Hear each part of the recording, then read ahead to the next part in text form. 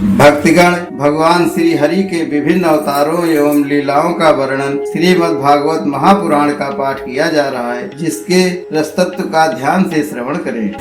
ओम नमो भगवते वासुदेवाय नमः। ओम नमो भगवते वासुदेवाय नमः। ओम नमो भगवते वासुदेवाय नमः। अथ षष्ठो अध्याय सप्ताह यज्ञ की विधि। श्री सनकादि कहते हैं, नारद जी, अब हम आपको सप्ताह श्रवण की विधि बताते हैं।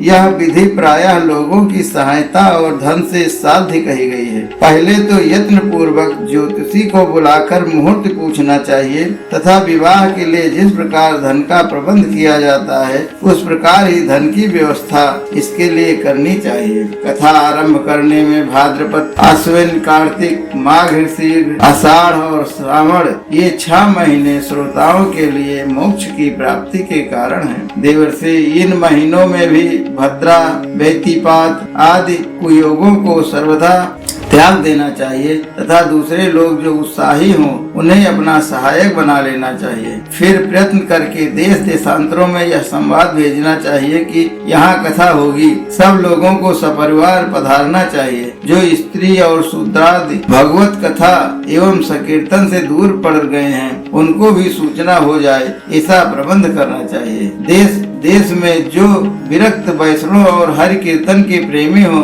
उनके पास निमंत्रण पत्र अवश्य भेजें। उसे लिखने की विधि इस प्रकार बताई गई है। महान भावों, यहाँ 7 दिन तक सत्पुरुषों का बड़ा दुर्लभ समागम रहेगा और अपूर्व रसमयी श्रीमद् भागवत की कथा होगी। आप लोग भगवत रस के रसिक हैं, अतः श्री भागवत अमृत का पान करने के लिए प्रेम पूर्वक शीघ्र ही पधारने की कृपा करें। यदि आपको विशेष अवकाश न हो तो भी 1 दिन के लिए तो अवश्य ही कृपा करनी चाहिए, क्योंकि यहाँ का जो एक क्षण भी अत्यंत दुर्लभ है। इस प्रकार विनय पूर्वक उन्हें निमंत्रित करें और जो लोग आए उनके लिए यथोचित निवास स्थान का प्रबंध करें। कथा का श्रवण किसी तीर्थ में, वन में अथवा अपने घर पर ही अच्छा माना गया है। जहाँ लंबा चौड़ा मैदान हो वहीं कथा स्थल रखना चाहिए। भूमि का शोधन, मार्जन और लेपन करके रंग बिरंगी धातुओं से चौक पूरे। घर की सारी सामग्री उठाकर एक कोने में रख दें। 5 दिन पहले से ही यत्न पूर्वक बहुत से बिछाने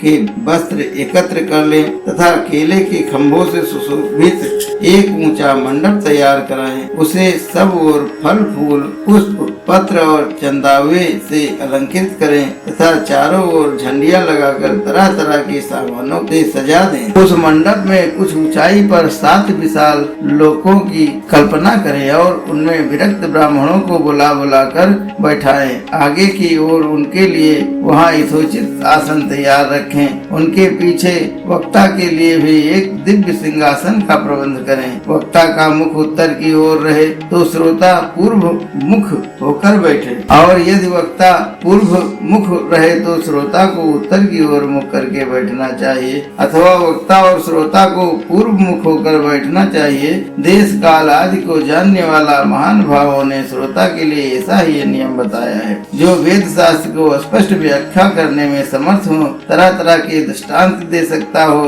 तथा विवेकी और अत्यंत निष्प्रह हो, ऐसे विरक्त और विष्णु भक्त ब्राह्मण को वक्ता बनाना चाहिए। श्रीमद् भागवत के प्रवचन में ऐसे लोगों को नियुक्त नहीं करना चाहिए जो पंडित होने पर भी अनेक धर्मों के चक्कर में पड़े हुए स्त्री, लंपट एवं पाखंड के प्रचारक हों। वक्ता के पास ही उसकी सहायता के लिए एक वैसा ही विधान और स्थापित करना चाहिए, वह भी सब प्रकार के संशयों की निवृत्ति करने में समर्थ और लोगों को समझाने में कुशल हो। कथा प्रारंभ के दिन से 1 दिन पूर्व व्रत ग्रहण करने के लिए वक्ता को क्षौर करा लेना चाहिए तथा अरुणोदय के समय शौच से निवृत्त होकर अच्छी तरह स्नान करें और संध्या आदि अपने नित्य कर्मों को संक्षेप से समाप्त करके कथा के विघ्नों को निवृत्ति के लिए गणेश जी का पूजन करें। तदंतर पितृगण का तर्पण कर पूर्व पापों की शुद्धि के लिए प्रायश्चित करें और एक मंडल बनाकर उसमें श्री हरि को स्थापित करें। फिर भगवान श्री कृष्ण को लक्ष्य करके मंत्रोच्चार पूर्वक क्रमशः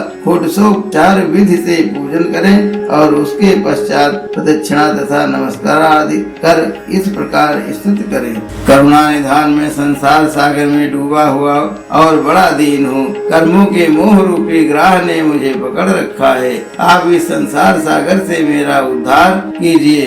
इसके पश्चात धूप दीप आदि सामग्रियों से श्रीमद् भागवत को भी बड़े उत्साह और प्रीत पूर्वक विधि विधान से पूजा करें। फिर पुस्तक के आगे नारियल रखकर नमस्कार कर और प्रसन्न चित्त से इस प्रकार स्तुति करें। श्रीमद् भागवत के रूप में आप साक्षात श्री कृष्णचंद्र ही विराजमान हैं। नाथ, मैंने भवसागर से छुटकारा पाने के लिए आपकी शरण ली है। मेरा यह मनोरथ आप बिना किसी विघ्न बाधा के सांगोपांग पूरा करें। केशव, मैं आपका दास हूँ। इस प्रकार दीन वचन कहकर फिर वक्ता का पूजन करें, उसे सुंदर वस्त्राभूषणों से विभूषित करें और फिर पूजा के पश्चात उसकी इस प्रकार स्तुति करें। शुक्र स्वरूप भगवान, आप समझाने के कला में कुशल और सब शास्त्रों में पारंगत हैं। कृपया इस कथा को प्रकाशित करके मेरा ज्ञान दूर करें। फिर अपने कल्याण के लिए प्रसन्नता पूर्वक उसके सामने नियम ग्रहण कर और 7 दिनों तक यथाशक्ति उसका पालन करें। कथा में विघ्न न हो इसके लिए 5 ब्राह्मणों को और वर्ण करें। वे द्वादक्षर मंत्र द्वारा भगवान के नामों का जप करें। फिर ब्राह्मण अन्य विष्णु भक्त एवं कीर्तन करने वालों को नमस्कार करके उनकी पूजा करें और उनकी आज्ञा पाकर स्वयं भी आसन पर बैठ जाएं। जो पुरुष लोग संपत्ति, धन, घर और पुत्रादि की चिंता छोड़कर शुद्ध चित्त से केवल कथा में ही ध्यान रखता है, उसे उसके श्रवण का उत्तम फल मिलता है। बुद्धिमान वक्ता के लिए चाहिए कि सूर्योदय से कथा आरंभ करके 3:30 प्रहर तक मध्यम स्वर से अच्छी तरह कथा वांचे। दोपहर के समय 2 घड़ी तक कथा बंद रखे। उस समय कथा के प्रसंग के अनुसार वैष्णव को भगवान के गुणों का कीर्तन करना चाहिए। व्यर्थ बातें नहीं करनी चाहिए। कथा के समय मल मूत्र के वेग को काबू में रखने के लिए अल्पाहार सुखकारी होता है। इसलिए श्रोता केवल एक ही समय हर विषयांत भोजन करे। यदि शक्ति हो तो 7 दिन निराहार रहकर कथा सुने अथवा केवल घी या दूध पीकर सुख पूर्वक श्रवण करे अथवा फलाहार या एक दिन ही भोजन करे। जिससे जैसा नियम सुविधे सध सके उसी को कथा श्रवण के लिए ग्रहण करें। मैं तो उपवास की अपेक्षा भोजन करना अच्छा समझता हूँ, यदि वह कथा श्रवण में सहायक हो। यदि उपवास से श्रवण में बाधा पहुँचती हो तो वह किसी काम का नहीं है। नारद जी नियम से सप्ताह सुनने वाले पुरुषों के नियम सुनिए। विष्णु भक्त की दीक्षा से रहित पुरुष कथा श्रवण का अधिकारी नहीं है। जो पुरुष नियम से कथा सुने उसे ब्रह्मचर्य से रहना चाहिए। भूमि पर सोना और नित्य कथा समाप्त होने पर पत्तल में भोजन करना चाहिए। दाल, मधु, तेल, गरिष्ठ अन्न, भाव दूषित पदार्थ और बासी अन्न, इनका उसे सर्वदा त्याग ही करना चाहिए। काम, क्रोध, मद, मान, मत्सर, लोभ, दंभ, मोह और द्वेष की तो अपने ही पास भी नहीं फटकने देना चाहिए। वह वेद, वैष्णव, ब्राह्मण, गुरु, गो सेवक तथा स्त्री, राजा और महापुरुषों की निंदा से बचें। नियम से कथा सुनने वाले पुरुष को रजस्वला स्त्री, अत्यंत मलेच्छ, पतित, गायत्रीहीन, द्विज ब्राह्मणों से द्वेष करने वाली तथा वेद को न मानने वाले पुरुषों से बात नहीं करनी चाहिए। सर्वदा सत्य, शौच, दया, मौन, सरलता, विनय और उदारता का बर्ताव करना चाहिए। धनहीन, क्षय रोगी, किसी अन्य रोग से पीड़ित, भाग्यहीन, पापी, पुत्रहीन और मुमुक्ष भी यह कथा श्रवण करें। जिस स्त्री का रजो दर्शन रुक गया हो, जिसके एक ही संतान होकर रह गई हो, तो जो बांझ हो उसकी संतान होकर मर जाती हो अथवा जिसका गर्भ गिर जाता हो, वह यत्न पूर्वक इस कथा को सुने। ये सब यदि विधिवत कथा सुने तो उन्हें अच्छे फल की प्राप्ति हो सकती है। यह अति उत्तम, दिव्य तथा करोड़ों यज्ञों का फल देने वाली है। इस प्रकार इस व्रत की विधियों का पालन करके फिर उद्यापन करें। जिन्हें इसके विशेष फल की इच्छा हो वे जन्माष्टमी व्रत के समान ही इस कथा व्रत का उद्यापन करें। किंतु जो भगवान के अकिंचन भक्त हैं उनके लिए उद्यापन का कोई आग्रह नहीं है। वे श्रवण से ही पवित्र हैं। क्योंकि वे तो निष्काम भगवत है। इस प्रकार जब सप्ताह यज्ञ समाप्त हो जाए तब श्रोताओं को अत्यंत भक्त पूर्वक पुस्तक और वक्ता की पूजा करनी चाहिए। फिर वक्ता श्रोताओं को प्रसाद तुलसी और प्रसादी मालाएं दे तथा सब लोग मृदंग और झांझ की मनोहर धन से सुंदर कीर्तन करें, जय जयकार नमस्कार और शंख ध्वनि का घोष कराएं तथा ब्राह्मण और याचकों को धन और अन्न दें। श्रोता विरक्त हो तो कर्म की शांति के लिए दूसरे दिन गीता पाठ करें। गृहस्थ हो तो हवन करें। उस हवन में दशम स्कंध का एक एक श्लोक पढ़कर विधि पूर्वक खीर मधु घृत तिल और अन्नादि सामग्रियों से आहुति दें अथवा एकाग्र चित्त से गायत्री मंत्र द्वारा हवन करें, क्योंकि तत्वतः यह महापुराण गायत्री स्वरूप ही है। होम करने की शक्ति न हो तो उसका फल प्राप्त करने के लिए ब्राह्मणों को हवन सामग्री दान करें तथा नाना प्रकार की त्रुटियों को दूर करने के लिए और विधि में फिर न्यूनाधिकता रह गई हो उसके दोषों को शांति के लिए विष्णु सहस्त्र नाम का पाठ करें। उससे सभी कर्म सफल हो जाते हैं, क्योंकि उसका कोई भी कर्म इससे बढ़कर नहीं है। फिर 12 ब्राह्मणों को खीर और मधु आदि उत्तम पदार्थ खिलाएं तथा व्रत की पूर्ति के लिए गौ और स्वर्ण का दान करें। सामर्थ्य हो तो 3 तोले सोने का एक सिंहासन बनवाएं, उस पर सुंदर अक्षरों में लिखी हुई श्रीमद् भागवत की पोथी रखकर उसकी आवाहनादि विविध उपचारों से पूजा करें और फिर जितेंद्रिय आचार्य को उसका वस्त्राभूषण एवं गंधादि से पूजन कर दक्षिणा सहित समर्पण कर दें। जो करने से वह बुद्धिमान दाता जन्म मरण के बंधनों से मुक्त हो जाता है। यह सप्ताह पारायण की विधि सब पापों को निवृत्त करने वाली है। इसका इस प्रकार ठीक ठीक पालन करने से यह मंगलमय भगवत पुराण अभीष्ट फल प्रदान करता है तथा अर्थ धर्म काम और मोक्ष चारों को प्राप्ति का साधन हो जाता है, इसमें संदेह नहीं है। सनकादि कहते हैं, नारद जी इस प्रकार तुम्हें यह सप्ताह श्रवण की विधि हमने पूरी सुना दी, अब और क्या सुनना चाहते हो। इस प्रकार श्रीमद् भागवत से भोग और मोक्ष दोनों ही हाथ लग जाते हैं। सूत जी कहते हैं, सौनक जी यो कहकर महामुनि सनकादि ने एक सप्ताह के विधि पूर्वक इस सर्व पाप नाशनी परम पवित्र तथा भोग और मोक्ष प्रदान करने वाली भगवत कथा का प्रवचन किया। सब प्राणियों ने नियम पूर्वक इसे श्रवण किया। इसके पश्चात उन्होंने विधि पूर्वक भगवान पुरुषोत्तम की स्तुति की। कथा के अंत में ज्ञान वैराग्य और भक्तों को बड़ी पुष्टि मिली और वे तीनों एकदम तरुण होकर सब जीवों का चित्त अपनी ओर आकर्षित करने लगे। अपना मनोरथ पूर्ण होने से नारद जी को भी बड़ी प्रसन्नता हुई। उनके सारे शरीर में रोमांच हो आया और वे परमानंद से पूर्ण हो गए। इस प्रकार कथा श्रवण कर भगवान के प्यारे नारद जी हाथ जोड़कर प्रेम गदगद वाणी से सनकादि से कहने लगे। नारद जी ने कहा, मैं धन्य हूँ, आप लोगों ने करुणा करके मुझे बड़ा ही अनुग्रहित किया है। अब आज मुझे सर्व पापहारी भगवान श्री हरि की ही प्राप्ति हो गई। तपोधन्य मैं श्रीमद् भागवत श्रवण को ही सब धर्मों से श्रेष्ठ मानता हूँ, क्योंकि जिसके श्रवण से वैकुंठ गोलोक हम बिहारी श्री कृष्ण को प्राप्त होती है। सूत जी कहते हैं, सौनक जी वैष्णव श्रेष्ठ नारद जी यो कह ही रहे थे कि वहाँ घूमते फिरते योगेश्वर सुखदेव जी आ गए। कथा समाप्त होते ही व्यास नंदन श्री सुखदेव जी वहाँ पधारे। 16 वर्ष की आयु से आत्म लाभ से पूर्ण ज्ञान रूपी महासागर का संवर्धन करने के लिए चंद्रमा के समान वे प्रेम से धीरे धीरे श्रीमद् भागवत का पाठ कर रहे थे। परम तेजस्वी सुखदेव जी को देखकर सारे सभासद झटपट खड़े हो गए और उन्हें एक ऊंचे आसन पर बैठाया। फिर देवर्षि नारद ने उनका प्रेम पूर्वक पूजन किया। उन्होंने प्रेम पूर्वक बैठकर कहा, आप लोग मेरी निर्बल वाणी सुनिए। श्री सुखदेव जी बोले, रसिक एवं भावुक जन, यह श्रीमद् भागवत वेद रूप कल्प वृक्ष का परिपक्व फल है। श्री सुखदेव जी सुख के मुख का संयोग होने से अमृत रस से परिपूर्ण है। यह रस ही रस, इसमें न छिलका है न गुठली, यह इसी लोक में सुलभ है। जब तक शरीर में चेतना रहे तब तक आप लोग बार बार इसका पान करें। महामुनि व्यास ने श्रीमद् भागवत पुराण की रचना की है। इसमें निष्कपट निष्काम परम धर्म का निरूपण निरूपण है। इसमें शुद्धांत कारण सत्पुरुषों के जाने योग्य कल्याणकारी वास्तविक वस्तु का वर्णन है, जिससे तीनों तापों को शांति मिलती है। इसका आश्रय लेने पर दूसरे शास्त्र अथवा साधन की आवश्यकता नहीं रहती। जब कभी पुण्यात्मा पुरुष इसके श्रवण की इच्छा करते हैं, तभी ईश्वर अविलंब उनके हृदय में अवरुद्ध हो जाता है।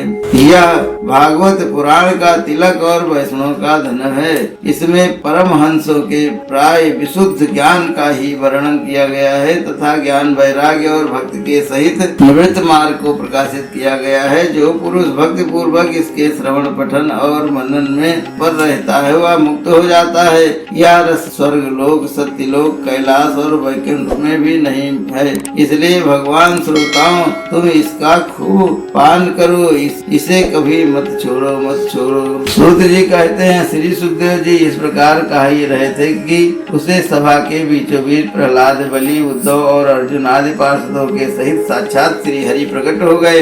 तब देवर्षि नारद ने भगवान और उनके भक्तों को यथोचित पूजा की। भगवान को प्रसन्न देखकर देवर्षि ने उन्हें एक विशाल सिंहासन पर बैठा दिया और सब लोग उनके सामने संकीर्तन करने लगे। उस कीर्तन को देखने के लिए श्री पार्वती जी के सहित महादेव जी और ब्रह्मा जी भी आए। कीर्तन आरंभ हुआ। प्रहलाद जी तो चंचल गति फुर्तीले होने के कारण करताल बजाने लगे। उद्धव जी ने झांझे उठा ली। देवर्षि नारद बीड़ा की ध्वनि करने लगे। स्वर विज्ञान गान विद्या में कुशल होने के कारण अर्जुन राग अल्पाने लगे। इंद्र ने मृदंग बजाना आरंभ किया। सनकादि बीच बीच में जय घोष करने लगे और इन सब के लिए सुखदेव जी इस तरह तरह के सरस अंग भंगी करके भाव बताने लगे।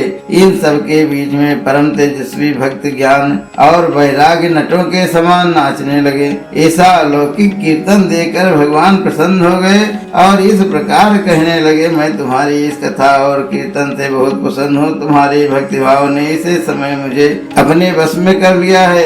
अतः तुम लोग मुझसे वर मांगो। भगवान के ये वचन सुनकर सब लोग बड़े प्रसन्न हुए और प्रेमादि चित्त से भगवान से कहने लगे, भगवान हमारी यह अभिलाषा है कि भविष्य में भी जहाँ कहीं सप्ताह कथा हो, वहाँ आप इन पार्षदों के सहित अवश्य पधारे। हमारा यह मनोरथ पूर्ण कीजिए। भगवान तथास्तु कहकर अंतर ध्यान हो गए। इसके पश्चात नारद जी ने भगवान तथा उनके पार्षदों के चरणों को लक्ष्य करके प्रणाम किया और फिर सुखदेव जी ने यदि तपस्वियों को भी नमस्कार किया। कथा अमृत का पान करने से सब लोगों को बड़ा ही आनंद हुआ।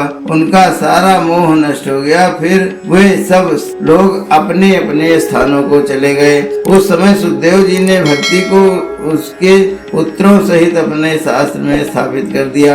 इसी से भागवत का सेवन करने से श्री हरि वैष्णव के हृदय में आ विराजते हैं। जो लोग दरिद्रता के दुख ज्वर की ज्वाला से दग्ध हो रहे हैं, उन्हें माया पिशाची न रौंद डाला है तथा जो संसार समुद्र में डूब रहे हैं, उनका कल्याण करने के लिए श्रीमद् भागवत सिंहनाद कर रहा है। सौनक जी ने पूछा, सूत जी, सुखदेव जी ने राजा परीक्षित को, गोकर्ण ने धुंधकारी को और सनकादि ने नारद जी को किस किस समय यह ग्रंथ सुनाया था, मेरा यह संशय दूर कीजिए। सूत जी ने कहा, भगवान श्री कृष्ण स्वधाम गमन के बाद कलयुग के 30 वर्ष से कुछ अधिक बीत जाने पर भाद्रपद मास की शुक्ला नवमी को सुखदेव जी ने कथा आरंभ की थी। राजा परीक्षित के कथा सुनने के बाद कलयुग के 200 वर्ष बीत जाने पर आषाढ़ मास की शुक्ला नवमी को गोकर्ण ने यह कथा सुनाई थी। इसके पीछे कलयुग के 30 वर्ष और निकल जाने पर कार्तिक शुक्ला नवमी से सनकादि ने यह कथा आरंभ की थी। निष्पाप सौनक जी, आपने जो कुछ पूछा था उसका उत्तर मैंने आपको दे दिया। इस कलयुग में भागवत की कथा भव रोग के रामबाण औषधि है। संत जन, आप लोग आदर पूर्वक इस कथा अमृत का पान कीजिए। यह श्री कृष्ण को अत्यंत प्रिय, संपूर्ण पापों को नाश करने वाला, मुक्ति का एकमात्र कारण है। है और भक्ति को बढ़ाने वाला है। लोक में अन्य कल्याणकारी साधनों का विचार करने और तीर्थों का सेवन करने से क्या होगा। अपने दूत को हाथ में पास लिए देखकर यमराज उनके कानों में कहते हैं, देखो जो भगवान की कथा वार्ता में मत हो रहे हो उनसे दूर रहना। मैं औरों को ही दंड देने की शक्ति रखता हूँ, वैष्णव को नहीं। इस आसार संसार में विषय रूप विष की आसक्ति के कारण व्याकुल बुद्धि वाले पुरुषों अपने कल्याण के उद्देश्य से आधे क्षण के लिए भी इस शुक्र कथा रूप अनुपम सुधा का पान करो। प्यारे भाइयों, निंदित कथाओं से युक्त कुपथ में व्यर्थ ही क्यों भटक रहे हो।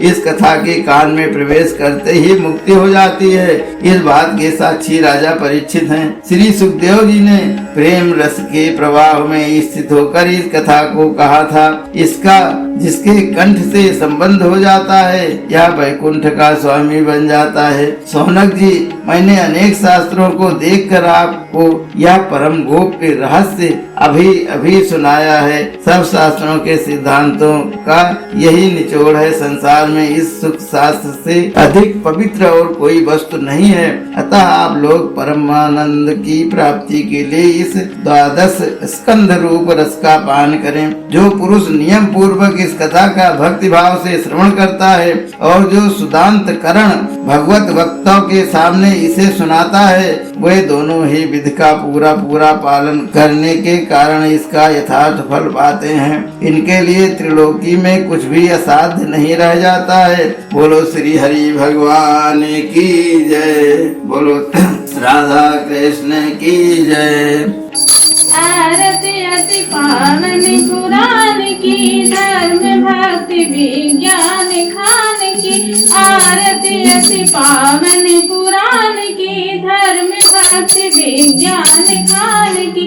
महापुराण भागवत निर्मल सुख मुख विगिलित निगम का सुफल परमानंद सुधारस में कल परमानंद सुधारस कल नीला रति रस रस निधान की। आरती अति पावन पुराण की, धर्म भक्ति विज्ञान खान की। कलिमल मतन त्रिता निवारिणी जन्म में भव भयारि सेवत सतत सकल सुखकारी तुस हो सदि हरि चरित गान की। आरती अति पावन पुराण की, धर्म भक्ति विज्ञान खान की।